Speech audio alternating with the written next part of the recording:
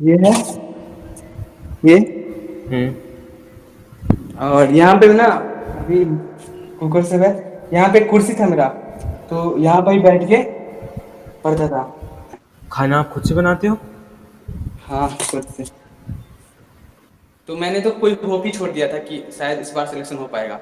लेकिन एक बार मतलब ये था कि अपना मतलब मेहनत किए हैं, अच्छी तरह से बेस्ट दिया है, तो क्लास 10 तक ना हिम्मत बना के रखा।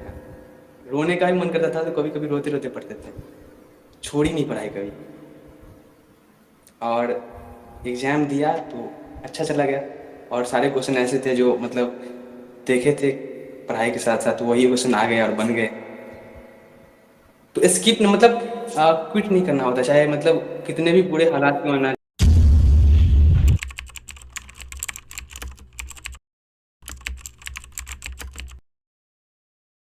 सिलेक्शन होने के बाद अब कैसा लग रहा है? सिलेक्शन होने के बाद काफ़ी खुशी हो रही है। मेडिकल कॉलेज में जाने वाले हैं और एक नया लाइफ स्टार्ट होने वाला है यहाँ से। तो काफ़ी खुशी हो रही है, मतलब एक्साइटेड है कि मेडिकल की जर्नी होगी, डॉक्टर बनेंगे अब। पेरेंट्स का क्या रिएक्शन था? पेरेंट्स का रिएक्शन बहुत मतलब अच्छा था, सब लोग खुश थे घर पे। और उनके चेहरे पर ना पहली बार ऐसी खुशी, कोई खुशी देखी है। और सब लोग, पूरे परिवार में सब लोग खुश है, अच्छी मतलब बहुत ज़्यादा। घर से पहला डॉक्टर बनने वाला है। आप इंट्रोड्यूस कर दीजिए अपने बारे में, आपका नेम और आपका क्या स्कोर रहा है इस बार। तो मेरा नाम रोशन कुमार है और मेरा ये फोर्थ अटेम्प्ट था। और मेरा जो इस बार नीट का स्कोर बन रहा है वो है, नीट का जो स्कोर आ रहा है वो है 659। और ये इसमें मेरा ऑल इंडिया रैंक जो है वो 4909 है। और जो ओबीसी रैंक है, कैटेगरी रैंक, वो है 1627। बहुत बढ़िया, बहुत मेहनत लगी होगी इतना स्कोर करने में। हाँ, वो तो है। अच्छा, ये आपका कौन सा अटेम्प्ट था? फोर्थ। फोर्थ अटेम्प्ट था। पर सब्जेक्ट आपके मार्क्स क्या रहे थे? पर सब्जेक्ट? पर सब्जेक्ट मार्क्स इस प्रकार है, फिजिक्स में 160, और केमिस्ट्री में है 158, बॉटनी में है 175, और जूलॉजी में है 165। ओके, कि फर्स्ट सेकंड थर्ड अटेम्प्ट में क्या क्या स्कोर रहा था? फर्स्ट अटेम्प्ट मेरा एग्जैक्टली याद नहीं है, लेकिन 250 और 300 के बीच का था। ओके। और सेकेंड सेकेंड अटेम्प्ट में 360 के आसपास था। हम्म। और थर्ड अटेम्प्ट में था 419, 419। और इस बार भी तो बता दी। तो मतलब फर्स्ट अटेम्प्ट में तो आपने क्लास ट्वेल्थ के साथ ही दिया होगा। हाँ। तो क्लास ट्वेल्थ का क्या एक्सपीरियंस था, क्लास ट्वेल्थ के साथ नीट देने का आपका? मतलब जो बच्चे अभी भी क्लास ट्वेल्थ के साथ प्रिपेयर कर रहे हैं, लाइक मी, मैं भी अपना हम्म। क्लास ट्वेल्थ का बोर्ड्स देने वाला हूँ और उसके साथ साथ हम्म। नीट की प्रिपरेशन कर रहा हूँ। तो हम्म। आपको क्या लग रहा है, आपने ऐसी क्या मिस्टेक करी जिसके कारण आपका ट्वेल्थ के साथ नीट नहीं क्लियर हो पाया? ट्वेल्थ के साथ देखो, उसकी एक लंबी जर्नी स्टोरी हो जाएगी, क्योंकि ट्वेल्थ के साथ से पहले उतना सीरियस नहीं थे। हम्म। ठीक है। और जो मतलब मैंने बोर्ड से भी डर गया था बहुत, कि बोर्ड का एग्जाम आएगा, तो नीट के बारे में उतना सोचना ही छोड़ दिया था। बोर्ड पे पूरा फोकस कर दिया था। लेकिन फर्स्ट अटेम्प्ट के साथ बोर्ड के साथ दिया था, सीरियस भी नहीं था उतना।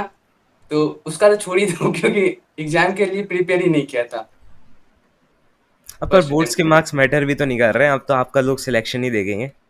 हाँ, अब तो वो सब गया काम से, मतलब उसका कोई ज्यादा बात नहीं है।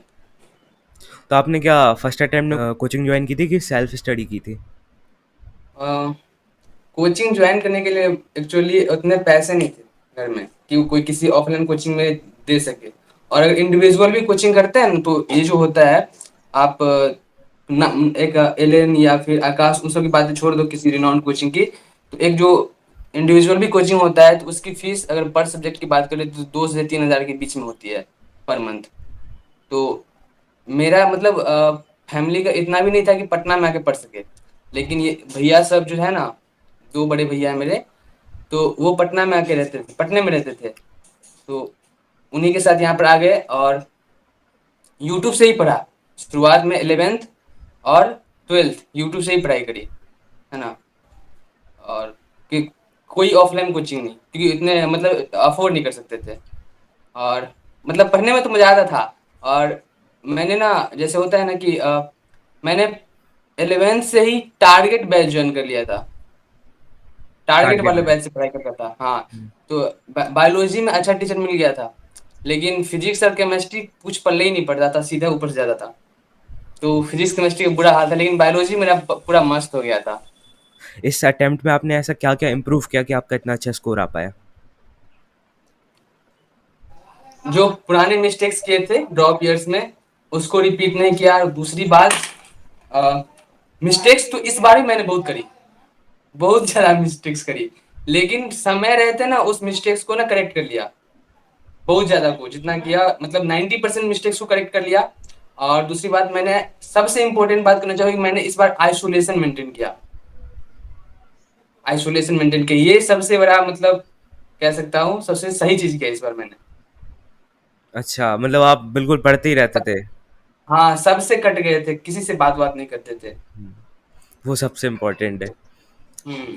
तो और मतलब, तो ऐसा आपने किया जैसे लोग बोलते हैं कि मॉक टेस्ट देने के बाद इस मिस्टेक कॉपी बनाते हैं ताकि मिस्टेक कॉपी में लिख हाँ लिख हाँ सके। हाँ, वो मैंने लास्ट में करी थी, और लास्ट में मुझे रियलाइज हुआ कि ये मुझे शुरू में करना चाहिए था ये सब। हम्म। टेस्ट देने के बाद मैंने बनाना शुरू किया, और बाद में रियलाइज हुआ कि नहीं, ये तो शुरू में करना, शुरू से ही करते रहते तो और अच्छा रहता है ये मिस्टेक्स कॉपी। तो उतना तो नहीं बनाए थे शुरू में, लेकिन लास्ट में बनाए थे, और काफी हेल्प हुआ था उससे। है कि इस साल आपने किस बैच से पढ़ाई की थी या फिर सेल्फ स्टडी की थी, ऑनलाइन ऑफलाइन क्या किया था? यकीन 2.0 से। यकीन टू और पॉइंट से। हाँ, और यकीन 2.0 से मैंने सिर्फ और सिर्फ फिजिक्स के और केमिस्ट्री की पढ़ाई की थी। बायोलॉजी जो है पूरा का पूरा मैंने एनसीईआरटी प्रेफर किया है, क्योंकि मेरे बेसिक्स जो थे बायोलॉजी में बहुत क्लियर थे, बताया ना, अच्छा टीचर मिल गया था। हम्म। हाँ, और ऑनलाइन में भी तो मतलब बायोलॉजी में मजा आ गया था, और बेसिक्स पूरा क्लियर हो गया था। जब आपका बायोलॉजी में या किसी भी सब्जेक्ट में अगर बेसिक्स क्लियर रहता है ना, तो आप खुद से भी पढ़ के कर सकते हो। और पिछले साल के पीवाईक्यूज के ट्रेंड के अनुसार मुझे पता था कि क्वेश्चन अगर इस बार पूछेगा तो एनसीईआरटी के लाइन से ही पूछेगा। और इस बार हुआ भी ऐसा ही कि एनसीईआरटी से ही 100 में से 100 क्वेश्चन आए, लाइन टू लाइन, है कि नहीं। तो वो मेरा मतलब काम कर गया कि मैंने टीचर्स को कोई लेक्चर्स नहीं देखे, और लेक्चर्स नहीं देखे, सिर्फ और सिर्फ एनसीईआरटी को फोकस किया। एनसीईआरटी को हाई इंटेंसिटी के साथ पढ़ा, मतलब उसकी लाइन लाइन पे फोकस करता था, समझ लो, चाट गए थे इस तरह से। इस क्वेश्चन में अभी आने वाला था मैं, पर आपने पहले बता दिया तो भी सही है। अच्छा, ये सबका मतलब क्वेश्चन रहता है कि आपने पर सब्जेक्ट किस किस टीचर को प्रेफरेंस लिया, मतलब आप फिजिक्स का बताइए। फिजिक्स, हाँ। फिजिक्स में एमआर सर, हम्म। एमआर हमारे स्टार। स्टार, हम्म। हाँ, दी एमआर स्टार। दिया हमारे स्टार। और केमिस्ट्री में ऑर्गेनिक में पंकज सर, हम्म। इनऑर्गेनिक में एमडी सर, हाँ। है ना। और जो फिजिकल है, तो फिजिकल में कुछ चैप्टर जो है वो मैंने उन सर से पढ़ा है, अमित महाजन सर से। अमित महाजन से। हाँ, और बाकी के जो चैप्टर्स है, अमित महाजन सर से एक दो चैप्टर पढ़े हैं बस, और अमित महा और सर्वेश सर से पढ़े हैं, और बाकी चैप्टर्स। पर सब्जेक्ट आपने कौन कौन सा मटेरियल यूज़ किया, पर सब्जेक्ट आप डिटेल में बताइए, क्योंकि ये मेरा पर्सनल क्वेश्चन भी है। क्योंकि ना क्या होता है अभी, जैसे पीक टाइम है नीट के, मतलब जो नीट 2024 आने वाला है उसके लिए इनिशियल 9 to 10 मंथ्स बचे हुए हैं, उसके बाद आ जाएगा नीट। तो ना एक ऐसा कौन सा मतलब आपने ऐसे कौन कौन से मटेरियल यूज़ किए थे जो आपको लगा कि इन्हीं से मेरा सिलेक्शन हुआ है, ये मेरे लिए बेस्ट थे? हाँ, ये देखो, ये सबसे ये क्लियर करना ना सबसे इम्पोर्टेंट होता है, क्योंकि इस बार मैंने क्रैक किया नीट, और मेरे साथ ना एक और दोस्त पढ़ रहा था, वो भी यकीन 2.0 से था। तो उसने बहुत ज्यादा मटेरियल फॉलो किया, और मैंने ना बहुत कम मटेरियल फॉलो किया। और पिछली बार जो था मेरा बहुत ही खराब गया था प्रिपरेशन, और मैं काफी मतलब डिमोटिवेट हो गया था, और रिजल्ट आने के बाद मैं काफी सीरियस हो गया था कि मुझे ना इस बार फोड़ना है। तो पिछले साल जो है ना, टीचर्स जो है ना, जो डाले थे कि जो पढ़ाया वही आया, हम्म। देखे हाँ आप हाँ हाँ हाँ, वीडियो। आया था ये। हाँ, तो पिछले साल जो यूट्यूब है पे ना आई थी ना वो जो मैं, सीरीज। हाँ, हाँ। तो वो पिछले साल मैंने देखा था एमआर सर का। और लिटरली वो देखने के बाद सर ने दिखाया था कि मैंने जो क्लास में पढ़ाया है ना, क्वेश्चन उसी पे है फ्रेम, और कुछ क्वेश्चन तो एज इट इज आ गए हैं, बस डाटा बदल के। तो मुझे वहां से वो वीडियो देखने के बाद विश्वास हुआ कि हाँ यार, अगर फिजिक्स में कुछ पूछता है ना, तो एमआर सर की क्लास नोट से पूरे कवर आते हैं, क्वेश्चंस भी। तो इस बार मैं क्लियर था कि मुझे ज्यादा कोई बुक्स फॉलो नहीं करना है, बस एमआर सर की क्लास नोट्स अच्छे से फॉलो करने हैं, है ना। तो इस बार मैंने क्या किया कि एमआर सर के जो कितने जितने भी क्लास नोट्स थे सारे अच्छे से फॉलो, जितने भी सर ने क्वेश्चंस करवाए थे उसी क्वेश्चन को करता था। अगर नहीं समझ में आता था फिर से उसी क्वेश्चन को करता था, है ना, अच्छा, बार बार, जब जब तक समझ में न आ जाए। हम्म। मतलब फिजिक्स के लिए और जो सब लोग बोलते हैं कि H C Verma, D C Pandey, नहीं एरोडोफ, नहीं ये नहीं, सब अब नहीं, कुछ नहीं अब किया? नहीं, नहीं, कुछ नहीं, एमआर सर के आगे ना कुछ नहीं। ठीक है। हाँ, क्योंकि देखो यकीन जो है ना यार, यकीन में इतना पढ़ाया था, इतना पढ़ाया था, तुम सोच भी नहीं सकते हो। ठीक है, और उसके बाहर का तुम अगर और फॉलो करने लगोगे ना तो सबसे पहले तुम कंफ्यूज हो जाओगे, और तुम्हारे पास उतना टाइम नहीं होना चाहिए उन सब के बाहर का पढ़ने का। जी। एक बार तुम 10 चीजों को पढ़ो या फिर एक चीज को तुम 10 बार पढ़ो, ये मैटर करता है। तो वही तुम यकीन का कंटेंट जो है ना सफिशियंट है, जो भी टीचर पढ़ाते हैं उन्हीं को तुमको बार बार फॉलो करना है। तो वो मैंने किया फिजिक्स में, और लिटरली फिजिक्स में और ना हाँ, हाँ, बोलिए, बोलिए। जितने भी क्वेश्चंस मैंने एग्जाम में बनाए, सब लगा कि सब ना एक बार बना चुके हैं। ऐसा कोई फील, एक एक क्वेश्चन को छोड़ के ऐसा कोई फील नहीं हुआ कि मतलब नहीं बनाया है। सब आंखों देखा क्वेश्चन जो क्लास में सॉल्व किए थे, डीपीपी में सॉल्व किए थे, टेस्ट में दिए थे, वो सब सारा क्वेश्चन था। और डीपीपी सॉल्व किए थे हर लेक्चर के बाद आप? हाँ, डीपीपी सॉल्व किए थे। कभी कभी कभी मतलब आज नहीं कर पाए तो कल कर लेते थे, है ना, लेकिन छोड़ा नहीं। अब केमिस्ट्री पे आ जाते हैं, केमिस्ट्री के लिए सबसे पहले फिजिकल हम्म। केमिस्ट्री के लिए कौन सी? फिजिकल केमिस्ट्री में भी मतलब तरीका तो वही था, टीचर्स को पूरा क्लास में फॉलो किए, है ना, बुक्स ज्यादा प्रेफर नहीं किए। मेरे पास कुछ बुक्स थे पुराने वाले, तो शुरुआत में जब तैयारी किया, मतलब प्रिपरेशन स्टार्ट किया था इस साल के लिए, तो उसमें थोड़ा टाइम बचता है ना। तो हाँ, तो एक बुक्स था स्प्रिंट का, फिजिक्स वाला का ही, 6 मंथ का क्रैश कोर्स वाला, उससे कुछ चैप्टर्स, ज्यादा नहीं, कुछ चैप्टर्स के बनाए थे। लेकिन लास्ट टाइम में उसको भी छोड़ दिया मैंने, ठीक है, पूरा मतलब क्लास नोट पे शिफ्ट हो गए, डीबीपी शिफ्ट हो गए। ठीक तो है, फिजिकल केमिस्ट्री में वही था, टीचर से क्लास नोट्स और जो क्वेश्चंस करवाए हैं फिर से वही क्वेश्चंस, और डीपीपी। ठीक है। और ऑर्गेनिक के लिए? ऑर्गेनिक के लिए भी वही, वही पंकज टीचर्स सर के के, नोट्स हाँ, और हाँ, डीपीपी और जो हाँ, क्वेश्चन करवाए हैं क्लास पे। हाँ। अच्छा, मतलब और कोई आपने? हाँ। वो क्वेश्चंस ना एक बार नहीं, जब तक अच्छी तरह से समझ में नहीं आया तब तक करता था मैं। करीब पंकज सर के जो क्लास नोट्स है वो करीब मैंने, उसके क्वेश्चंस मैंने करीब 3-4 बार बनाए थे। एक बार तो क्लास नोट्स में बना लिए, उसमें पहली बार सच बताऊं तो ऑर्गेनिक केमिस्ट्री ना, पहली बार मैंने पढ़ा, 1 महीने तक मेरे कुछ पल्ले ही नहीं पड़ा, सारा ऊपर से गया। लेकिन मैंने उसको छोड़ा नहीं, मैं करते गया, क्वेश्चंस बनाते गया, एक बार नहीं समझ में आया फिर से बनाए, फिर से रिवाइज किए, तो फिर मजा आने लगा, समझ में आने लगा अच्छी तरह से। और मतलब आप एम एस चौहान वगैरह जो सब बोलते हैं इन बुक्सों को फॉलो करो, आपने वो सब कुछ नहीं किया ना? कुछ नहीं, कुछ नहीं किया, ये ठीक सब है। ना गलती मैंने इस बार करी ही नहीं। हम्म। देखो, ज्यादा बुक्स फॉलो उनको करना होता है जिनके पास टाइम होता है, और लिटरली इस बार ना 2023 के लिए तैयारी के लिए ना सिर्फ 8 से 9 महीने बचे थे। इस बार एग्जाम जल्दी हो गया है, और पिछली बार अगर बात करें, इस पिछली बार तो बच्चों को यकीन बजे वाले बच्चों को करीब रिवीजन करने के लिए 2 से ढाई महीने का टाइम मिला था, और इस बार रिवीजन करने के लिए ना बस 40 दिन का टाइम मिला था। ओके। तो टाइम नहीं था उतना, और सच बताओ तो लास्ट टाइम में ना सिलेबस यकीन में इस प्रकार कंप्लीट हुआ कि मैंने 20 दिन तक नहाया नहीं था। डेडिकेशन। हाँ। वही, अब वही डेडिकेशन अब आपको पे कर रही है। और इनऑर्गेनिक लिया? इनऑर्गेनिक के लिए ना एमडी सर के नोट्स, और एमडी से? हाँ, और उन्होंने जो क्वेश्चन करवाए वही, और डीपीपी। और इनऑर्गेनिक मैंने एक गलती करी, सर ने जो बताया था कि एनसीईआरटी के ये पॉइंट्स जो है ना आपको पढ़ ही लेने हैं, हम्म। वो मैंने नहीं पढ़ा, छोड़ दिया। तो एक क्वेश्चन एनसीईआरटी डायरेक्ट लाइन से आया था, वो मुझसे नहीं बन पाया। तो इनऑर्गेनिक में जो है टीचर्स बता देते हैं कि आपको जो है ना इसमें इस पोर्शन में मैंने एनसीईआरटी पूरी कवर कर ली है, आपको ये नहीं पढ़नी है। लेकिन सर साथ ही साथ बता देते हैं कि ये वाला पोर्शन का एनसीईआरटी आपको पढ़ना है, तो वो पढ़ना चाहिए, है ना, आपको पढ़ना है, क्योंकि इनऑर्गेनिक में और बायोलॉजी में एनसीईआरटी की लाइन से क्वेश्चंस बनते हैं। इनऑर्गेनिक। और हम्म। बायोलॉजी के लिए भी? आप बायोलॉजी के लिए, मेरे को इसका आंसर पता है पहले से, पर आप बताइए।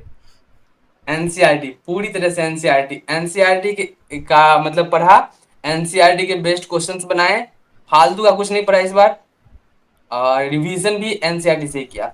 अच्छा, फिंगर टिप्स वगैरह को सॉल्व की थी? नहीं थी मेरे पास वो बुक्स, लेकिन एक बुक्स था जो मुझे लास्ट टाइम पे मिला, पियर्सन का था, कहीं से फ्रेंड से ही मिला, हाँ है हाँ। ना। वो उसमें पूरी की पूरी एनसीईआरटी की लाइन टू लाइन क्वेश्चंस थी, तो उसमें से बहुत सारे चैप्टर्स के बनाए, लास्ट में मिला था हमको, लेकिन फिर भी बनाए बहुत सारे चैप्टर्स के, बहुत सारे ना बना पाए। और ओके। डीपीपी सॉल्व कर लेता था, हाँ।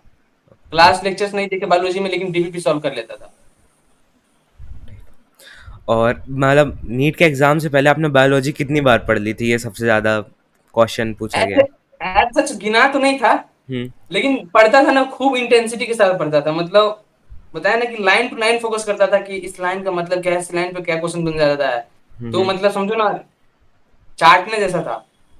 तो बहुत बार पढ़ सकते थे, करीब अगर ऐसे ही बात करें नॉर्मली तो करीब 10-12 बार कह सकते हैं। 10 12 बार। और वो जो चैप्टर्स के स्टार्टिंग में वो कह रहा था ना कि साइंटिस्ट का नेम, वो सब भी आपने रीड किया था क्या? उससे वो सब क्वेश्चन, नहीं रिलेटेड। उसका क्वेश्चन नहीं। नहीं आया था, मतलब उससे क्वेश्चंस नहीं आए थे ना? हम्म। आपने बहुत मेहनत करी है, वो दिख रहा है। तो आपकी ये हाँ, जो स्टडी का ये पूरा प्रिपरेशन टाइम था, ये पूरा कांस्टेंट रहा कि इसमें अप्स एंड डाउन्स आए? बहुत ज्यादा अप्स एंड डाउन है। तो एक बार मतलब शुरुआत में भैया को ना डेंगू हो गया था, तो उसमें मतलब बहुत सीवियर केस था, तो हॉस्पिटलाइज होना पड़ा था।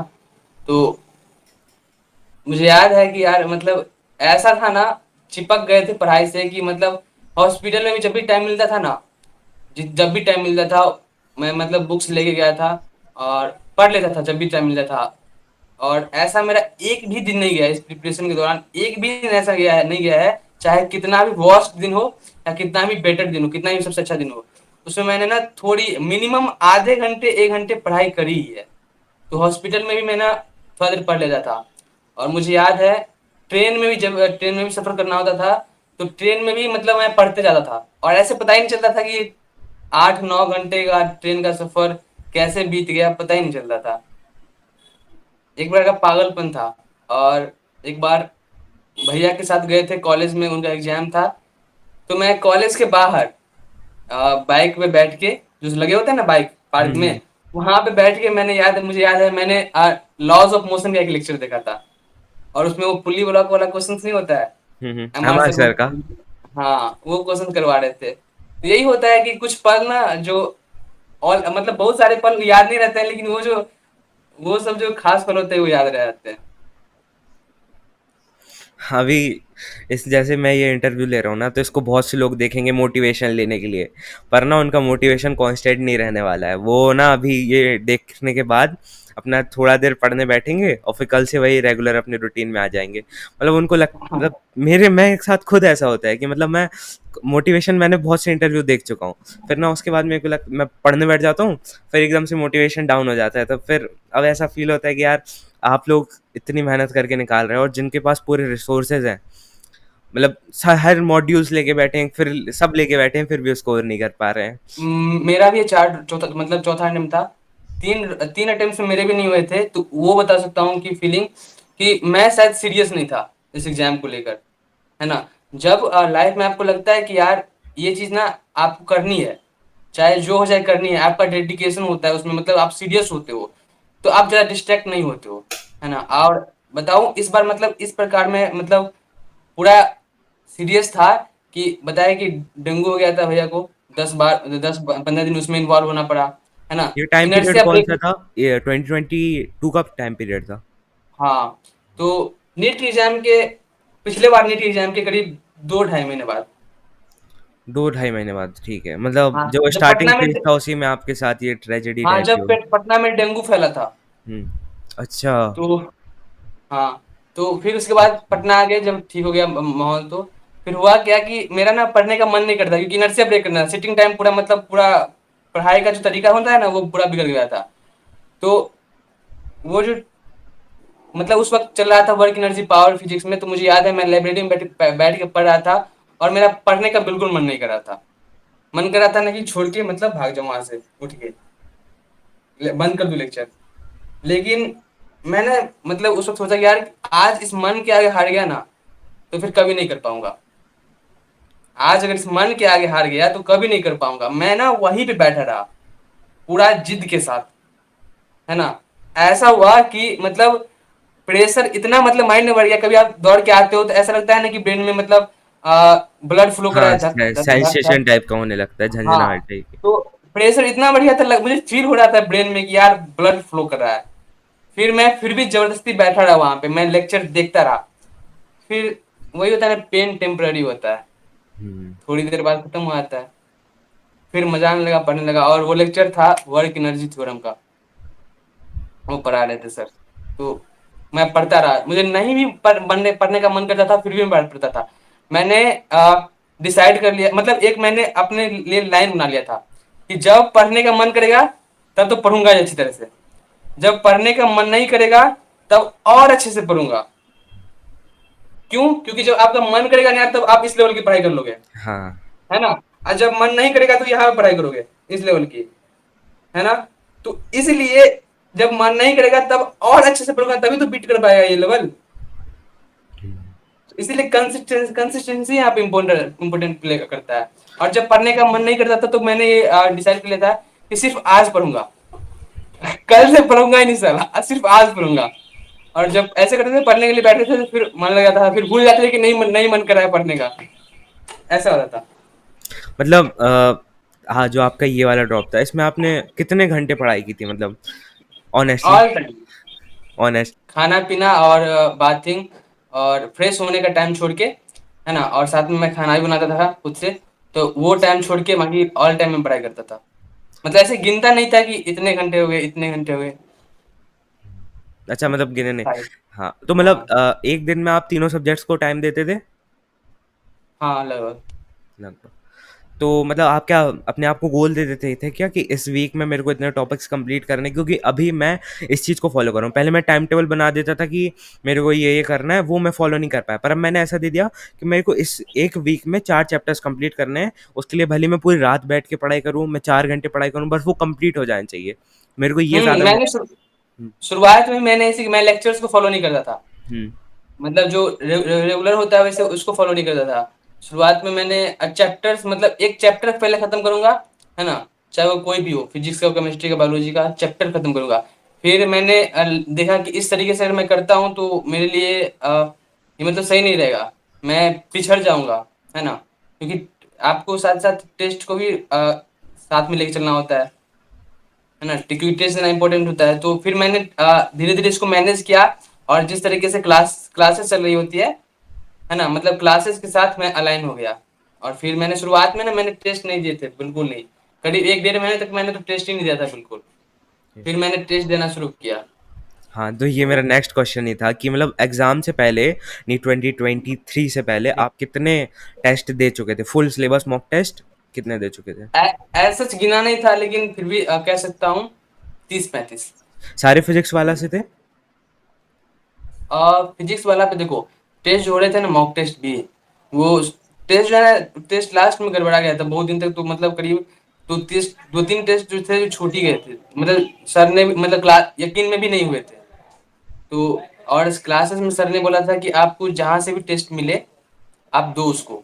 तो जो मेरे पास जो है ना पिछले यकीन का भी बैच था, तो उसमें से मैंने सारे टेस्ट जो है प्रिंट आउट करवा लिए थे। एम वाला टेस्ट चला था पिछली बार, हुँ, हुँ, हुँ, हुँ। M NEET. तो वो टेस्ट मैंने करवा लिए थे। और उसमें से मैंने करीब 20 टेस्ट थे, उसमें से करीब मैंने 10-12 टेस्ट दिए थे। मतलब हाईएस्ट स्कोर क्या गया था और लोएस्ट स्कोर क्या गया था फुल सिलेबस मॉक टेस्ट में? फुल सिलेबस में 640 गया था हाईएस्ट। और हुँ। लोएस्ट तो करीब 550 से ऊपर था लगभग। सबसे वीक क्या था? सबसे वीक मतलब सब्जेक्ट कौन-सा वीक था सबसे वीक? जो सबसे ज़्यादा आपके मार्क्स को नीचे लेके आ रहा था? ऑर्गेनिक केमिस्ट्री और इनऑर्गेनिक केमिस्ट्री। अच्छा, अगर किसी क्लास 11 मेरी ना 50% ऑडियंस से भी ज़्यादा की ना, मतलब ऑडियंस क्या, मेरे 300 300 अप्रॉक्स सब्सक्राइबर्स हैं। और उसमें से ज़्यादातर ये ना क्लास 11th वेस्टेड है, क्योंकि मेरे चैनल पे ना जो फर्स्ट वीडियो डली थी वो यही डली थी कि मेरी क्लास 11th वेस्ट हो गई है और अब मैं क्लास हम्म 12th के साथ क्लास 11th के बैकलॉग्स कंप्लीट करने जा रहा हूँ। और फर्स्ट अटेम्प्ट में पूरी कोशिश करूँगा सिलेक्शन लेने की। तो हम्म आप क्या करो, आप अगर मेरी सिचुएशन में होते और आप सीरियस हम्म हो गए होते, मतलब सीरियस हो गए होते मेरी सिचुएशन में, तो आप क्या करते क्लास 11th के बैकलॉग्स को कंप्लीट करने के लिए? और आपका भी मतलब आपने बताया जैसे ग्राफ कांस्टेंट नहीं चला है, तो आपका भी कहीं ना कहीं बैकलॉग्स बने होंगे, तो उसको आपने कंप्लीट हम्म। कैसे किया? देखो बैकलॉग्स मेरे जो थे, सबसे पहले बात कि जो चैप्टर्स थे मेरे ज़्यादा नहीं थे बैकलॉग्स के, करीब करीब 4-5 चैप्टर्स थे, है ना। और उसको मैं कंप्लीट मतलब इजीली कंप्लीट कर सकता था, लेकिन मैं जब लाइब्रेरी में पढ़ता था तो मेरे साथ एक और लड़का पढ़ता था, है ना। वो भी उसका फर्स्ट ड्रॉप था इस बार। मैंने पिछले ना जितने भी मेरे पुराने दोस्त थे, मैंने सबसे बातें करनी बंद कर दी थी। लेकिन वो भी, और लाइब्रेरी में मैं किसी से बात नहीं करता था, किसी से नहीं, है ना। एक लड़का था, इसको वीडियो में डाल सकते या नहीं, एक लड़का था जो मुझे बहुत परेशान करता था। ऐसे पूछता था कि तुम नीट की तैयारी करते हो भाई? तो मुझे मतलब पूरा क्लियर था कि किसी से बात नहीं करना है। तो बहुत बार पूछता था, मैं कोई रिएक्शन नहीं देता था, कोई नहीं मतलब वो पागल की तरह पूछ रहा है, कोई रिएक्शन ही नहीं देता था। और जब आप ऐसे कोई एक दो बार पूछ ले और आप कोई रिएक्शन ना दो, तो उसकी हिम्मत नहीं होती है दोबारा पूछने की फिर से। तो ऐसा था। और लेकिन वो नीट की तैयारी करता था, तो मैंने सोचा कि चलो इससे बात कर लेते हैं थोड़ा। तो बात बात मतलब करने लगे। तो हुआ क्या, जब बताया कि डेंगू हो गया था भैया को, तो मेरा बहुत बैकलॉग लग गया था इस बार। फिर आया तो उसने ना करीब बहुत सारे चैप्टर आगे के भी कवर कर लिए थे पुराने यकीन से। तो मैं तो थोड़ा टेंशन में आ गया, यार इसने इतना कंप्लीट कर लिया है और मैं इतना पीछे रह गया हूँ। तो मैं थोड़ा टेंशन में चला गया कि मेरा कैसे होगा। लेकिन वो मुझे मुझे उससे कंपेयर नहीं करना चाहिए था, मुझे अपने ऊपर फोकस करना चाहिए था, क्योंकि मेरे स्ट्रेंथ है ना और मेरी वीकनेस अलग थी, मुझे उस पर फोकस करना चाहिए था। और तो बैकलॉग्स में देखो, आपको ये देखना है कि आपके कौन से चैप्टर्स के बैकलॉग्स है। हम्म आप फिजिक्स के बैकलॉग का सॉल्व करने का तरीका अलग हो सकता है, केमिस्ट्री का अलग होगा, बायोलॉजी का अलग होगा। तो अगर बायोलॉजी के बैकलॉग्स है तो आप जब लेक्चर देखने में ज़्यादा टाइम नहीं लगता है ना। आप बायोलॉजी के अगर बैकलॉग्स है तो आप बायोलॉजी में क्या करो, लेक्चर्स देख लो अच्छी तरह से, उसके नोट्स मत बनाओ, है ना। आप एनसीईआरटी थोड़ी पढ़ो, उस पर हम्म, अच्छी तरह से एनसीईआरटी पढ़ो, आपका काम हो जाएगा, है ना। क्योंकि टाइम भी डिपेंड करता है ना यार, है ना। आपको आपके पास जितना टाइम है उसमें आपको बेस्ट बेटर परफॉर्म करना है ना। तो बायोलॉजी में यही सजेशन रहेगा मेरा कि आप नोट्स को ना बनाओ, है ना। अगर आपको आपके बेसिक्स क्लियर नहीं है तो आप लेक्चर्स देखो और एनसीईआरटी पूरे अच्छी तरह से पढ़ो। केमिस्ट्री में केमिस्ट्री में बना लेनी चाहिए, नोट्स बना लेने चाहिए, क्योंकि नोट्स बनाने के साथ साथ प्रैक्टिस होता है साथ में, है ना। तो नोट्स बनाओ। और देखो, अगर बैकलॉग्स है किसी का तो डर इस बात को बनाने में टाइम लगता है बहुत ज़्यादा। लेक्चर देखे, लेक्चर का नोट बनाए, है ना। तो नोट बनाने में मैं ये कहूँगा कि आप जो है ना नोट्स इस प्रकार बनाओ कुछ, कि जैसे फिजिक्स है, हम्म, फिजिक्स में आप फॉर्मूलों का जो डेरिवेशन करवाते हैं सर, उसको नोट्स मत करो। ठीक है। क्योंकि डेरिवेशन में एग्जाम मतलब एग्जाम में डेरिवेशन का कोई काम नहीं है। ओके। आपको फॉर्मूले आने चाहिए अच्छी तरह से, पर और उस बोर्ड्स पे में काम का है ना, जैसे अभी मैं डेरिवेशंस पढ़ रहा हूँ, क्योंकि बोर्ड्स में डायरेक्ट आ जाता है, जैसे ओम्स लॉ है, तो बोल देंगे हम्म, डिराइव ओम्स लॉ मैथमेटिकली, ये सब क्वेश्चंस आ जाते हैं। हाँ हाँ, तो बोर्ड के लिए काम आएगा, हाँ सही में। तो बोर्ड के लिए तो करना पड़ेगा वो सब। हम्म, बोर्ड को अगर 11th बर्बाद है, आगे बोर्ड है और नीट भी देना है साथ में, तो लगेगा, बहुत ज़्यादा मेहनत लगेगा। तो हाँ, डेरिवेशन करनी चाहिए, लेकिन जो बच्चा ड्रॉपर है उसके लिए कह रहा हूँ। उसके लिए हम।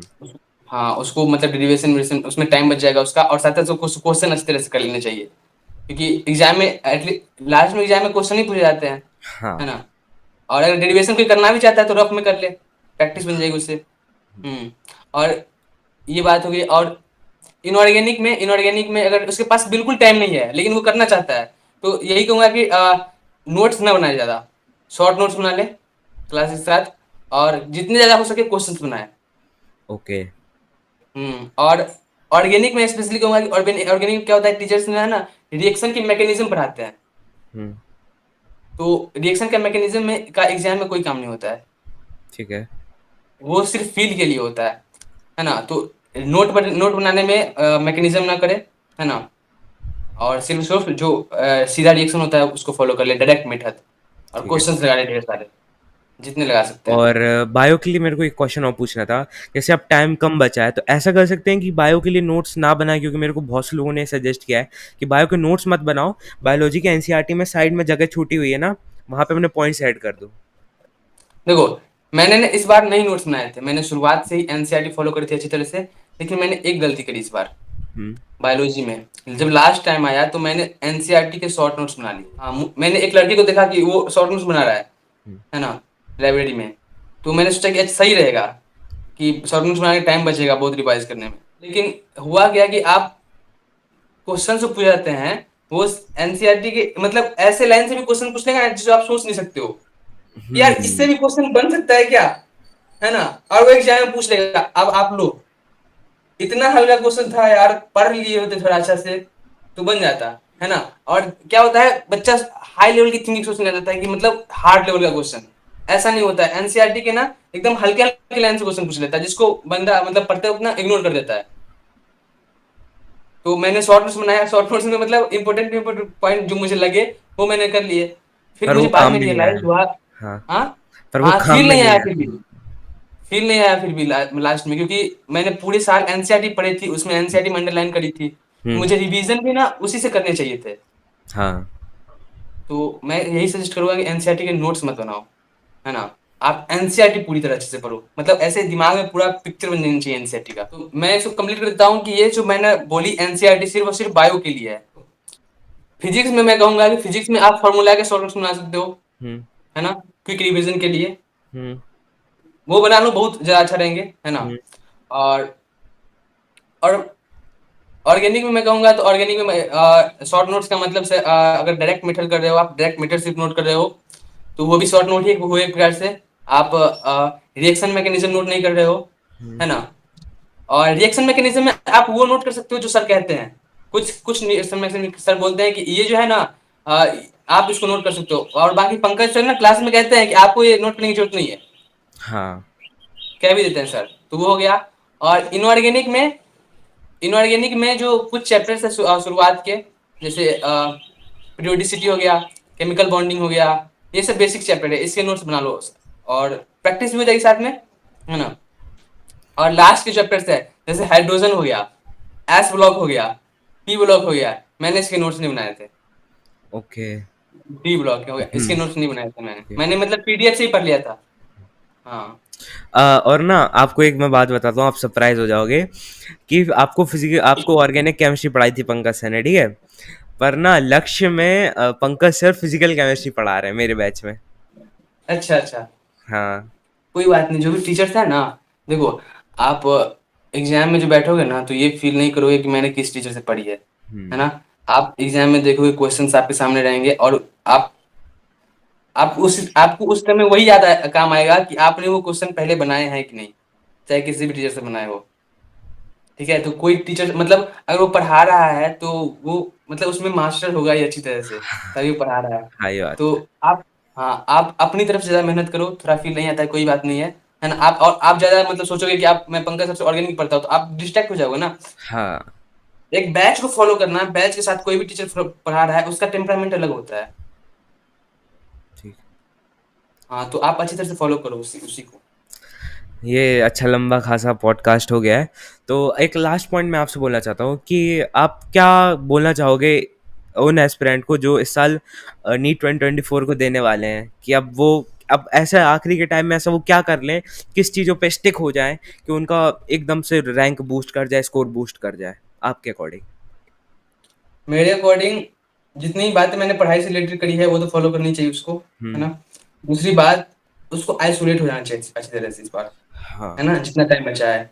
क्योंकि अब गलतियां करने के लिए टाइम नहीं है ना। और सबसे मतलब एक साल अच्छी तरह से डेडिकेट होकर सीरियसली पढ़ाई कर लेनी चाहिए, क्योंकि ज्यादा कुछ नहीं बदल जाएगा अगर आप फालतू की चीजों पर ध्यान देते हो, तो ज्यादा कुछ नहीं बदल जाएगा कितना टाइम बचा होगा, 8 से 9 महीना बचा होगा, अभी 7 8 9 महीने। 7-8 महीने। उस टाइम में हाँ, बाहर की चीज ज्यादा नहीं बदल जाएगी, लेकिन अगर आप इस टाइम में अच्छे से मेहनत कर लेते हो तो यार आपकी लाइफ जरूर बदल जाएगी। हुँ, चाहिए सीरियसली मेहनत। पता है कि रिवाइज कैसे करें, रिवीजन सबसे इम्पोर्टेंट। देखो, आप एक बार तो पढ़ लोगे अच्छी तरह से सारी चीजें, हाँ, सारे बच्चे पढ़ लेते हैं। इम्पोर्ट मतलब सबसे ज्यादा बात आती है रिवीजन की। जो बच्चा सही चीज को रिवाइज कर लेता है ना, सही तरीके से, सिलेक्शन उसी का होता है। क्योंकि देखो, इस बार भी मतलब एक दो क्वेश्चंस ऐसे थे, बहुत ही इजी क्वेश्चंस थे, और जो मैंने क्लासेस में बनाए थे, लेकिन रिवीजन के टाइम पे वो क्वेश्चंस मुझसे मैं रिवाइज नहीं कर पाया, वो टॉपिक्स छूट गए होंगे, वो क्वेश्चन मुझसे गलती हुई एग्जाम में। तो उसके लिए हाँ, क्या कर सकते हैं? तो उसके लिए यही है कि देखो, आप रिवीजन का सबसे बढ़िया तरीका होता है, और अलग अलग तरीके से, मतलब अलग अलग चैप्टर में अलग अलग तरीके, मतलब अलग अलग सब्जेक्ट के लिए अलग अलग रिवीजन का प्लानिंग होना चाहिए, मतलब तरीका होना चाहिए। फिजिक्स में देखो, फिजिक्स में रिवीजन करने के लिए मतलब सबसे बेस्ट तरीका होता है आप क्वेश्चंस के थ्रू रिवाइज करो। ठीक है। जैसे आपने कोई चैप्टर पढ़ा, मतलब आज थर्मोडायनेमिक्स पढ़े हो। थर्मोडायनेमिक्स में एक कॉन्सेप्ट है गिब्स फ्री एनर्जी वाला, हम्म। डेल्टा जी बराबर delta H minus T delta S. मान लो ये कॉन्सेप्ट है, ठीक है। ठीक तो है। आपने क्या किया, देखो, नोट से उसको कर लिए, हम्म। है ना। एक तो है कि आप नोट्स रिवाइज कर लिया, दूसरी बात कि आप जो कोई भी कॉन्सेप्ट पढ़ते हो ना, तो उस कॉन्सेप्ट का फील कैसे आता है क्वेश्चन बना के, ओके। आता है कि नहीं। हाँ। मतलब आप क्वेश्चंस पे नहीं बनाओगे तो पता ही नहीं चलेगा कि यार कि आखिर ये कॉन्सेप्ट क्या कह रहा है। ठीक है। तो मतलब आप कॉन्सेप्ट अगर सीखते भी हो तो वो क्वेश्चन के थ्रू सीखते हो, तो रिवाइज भी उसी तरीके से करना चाहिए, मतलब जिस तरीके से आप सीखे हो। तो जैसे एक डेल्टा जी बराबर delta H minus T delta S concept है, या तो आप उस फॉर्मूला को नोट से रिवाइज कर लो, या सिर्फ या उसके बाद रिवीजन करना है तो उस पे बेस्ड एक क्वेश्चन पढ़ो आप, है ओके। ना। हम्म। और उस क्वेश्चन का माइंड में सॉल्यूशन इमेजिन करो कि यार इसमें क्या क्या सॉल्यूशन होगा इसका। ठीक है। तो अगर आप उसको इमेजिन कर पा रहे हो मतलब आपको कॉन्सेप्ट आता है, और अगर नहीं इमेजिन कर पा रहे हो मतलब नहीं आता है ना। तो वहां से वो पता चल जाएगा। लेकिन अगर आप क्लास नोट्स रिवाइज करते हो ना यार, थ्योरी रिवाइज करते हो, तो आपको पता नहीं चल पाएगा कि आपका वीक पॉइंट क्या है, आपको कौन सी आती है कौन सी नहीं आती है।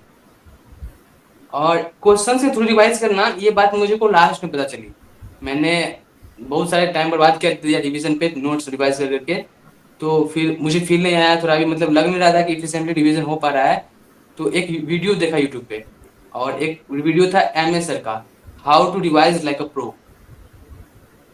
तो उन्होंने बताया कि उनका ए आर 1 आया था किसी एग्जाम में, तो उन्होंने बताया कि मैंने उस एग्जाम में मतलब इसी तरीके से रिवाइज किया था, क्वेश्चन के थ्रू रिवाइज किया था। थ्योरी बहुत कम पढ़ी थी, क्लास नोट्स तो बहुत कम पढ़े थे। क्लास नोट्स मतलब नहीं, ज्यादा देखना नहीं होता है। क्यों? क्योंकि देखो, एग्जाम में क्वेश्चन पूछ जाते हैं ना, और लास्ट टाइम में आप जितने ज्यादा क्वेश्चन सॉल्व करोगे ना, उतना आप एग्जाम में बेटर परफॉर्म करके आओगे। एग्जाम में तो थ्योरी लिखने नहीं होता है, बोर्ड में लिखना होता है, लेकिन नीट में तो नहीं लिखना होता है। 200 क्वेश्चन सॉल्व करने होते हैं आपको। तो लास्ट टाइम में आप जितने ज्यादा क्वेश्चन प्रैक्टिस करोगे उतना बेटर परफॉर्म कर पाओगे आप लास्ट में। थ्योरी बहुत कम पढ़ना होता है, थ्योरी उसी चीज का पढ़ना होता है जहां पे आपको लगता है कि यार नहीं, ये इस पे क्वेश्चंस नहीं बनने रहे हैं और इसका थ्योरी देखना पड़ेगा। तो उसी का मतलब नोट्स में जाके उसी को देखना होता है। तो इसीलिए मैं सजेस्ट करूंगा बच्चों को जो प्रिपेयर कर रहे हैं कि अगर आपके पास टाइम नहीं बचता है ना, तो आप जितने कम नोट्स हो सके उतने कम नोट्स बनाओ, और ज्यादा से ज्यादा क्वेश्चन प्रैक्टिस करो। ठीक है। और एक एक ही क्वेश्चन को आप जितनी बार कर सकते हो उतनी बार करो। हाँ, तो भैया को मैंने उनके यूट्यूब चैनल के थ्रू रीच किया। मेरा हम्म। सब्सक्राइबर है Sujoy, big shout out to Sujoy. उसने भैया को जाके रीच किया, भैया के चैनल पे जाके कमेंट किया, और भैया का इतना अच्छा हम्बल नेचर था कि वो रेडी भी हो गए अपने साथ पॉडकास्ट करने के लिए। तो थैंक यू सो मच भैया। और भैया का यूट्यूब पे चैनल है जिस पे अब आप क्या क्या कंटेंट लाने वाले हो? एमबीबीएस के व्लॉग्स रहेंगे, कॉलेज के व्लॉग्स रहेंगे, और साथ साथ जो बच्चे मतलब होता है कि प्रिपरेशन के दौरान मुझे भी मतलब लगा था कि यार कोई मतलब ये चीज मुझे पहले ही बताता है तो शायद मैं इसमें और अच्छा कर पाता, हम्म। है ना। मैंने भी बहुत इस बार भी बहुत सारी गलतियां करी, और ऐसा फील हुआ कि शायद पता होता पहले से तो थोड़ा इसमें उतना गलतियां नहीं करता। तो इसीलिए मैं सोच रहा हूँ कि उस पर भी मैं वीडियोस बनाऊंगा आगे, है ना। कि आप पर्टिकुलर चीजों में मतलब कैसे टाइम बचा सकते हो, किसमें किसमें स्मार्टली तरीके से आप पढ़ सकते हो। हम्म। तो कुछ उसके भी वीडियोस रहेंगे। मैंने और देखा ना आगे आपके चैनल पे शॉर्ट्स डले हुए हैं जिसमें आपने कॉन्सेप्ट्स एक्सप्लेन किए हैं, जैसे एक कांस्टेंट ग्राफ का कॉन्सेप्ट हाँ, एक्सप्लेन किया था। हाँ, तो उसका भी एक मतलब थोड़ा डिफरेंट बात मतलब कहानी है। जब हाँ। मैंने शुरुआत करी थी ना पढ़ाई की, हाँ। तो बिल्कुल मन नहीं लगता था पढ़ने में इस बार के प्रिपरेशन के। तो मैंने सोचा कि यार क्या करते हैं, एंगेजमेंट बना रहे मतलब फ्लो बना रहे पढ़ाई के लिए। तो मैं जो भी पढ़ता था ना, उसका कैमरा ऑन कर लेता था, और उसको कैमरे को एक्सप्लेन कर देता था, ओके।